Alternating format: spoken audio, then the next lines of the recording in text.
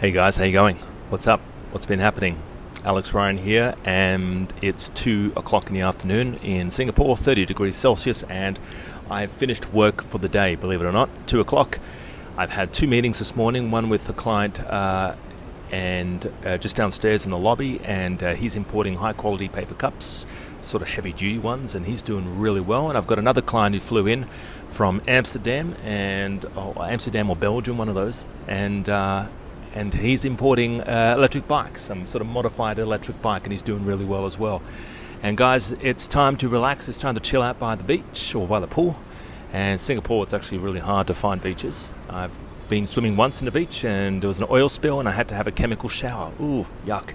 But guys, it's importing is kind of like this. You've got to sort of organize little mini breaks because sometimes will be working hard. Importing is a business to get into. It's an easy business, but there is a lot of work involved. Most people think, I can just sell something on Amazon or eBay and suddenly money will start flowing in, and they may hit it right. They may be very lucky, but chances are you will have to work quite hard to find that awesome product.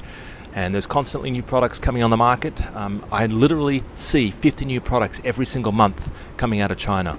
And if you're wanting to sort of get involved with importing from China, importing a hot product or a trending product is a great little sort of fat business to get into. We can make a bit of money, but importing sustainable products that are always in demand, that don't have a lot of competition, is probably the best way for consistent success.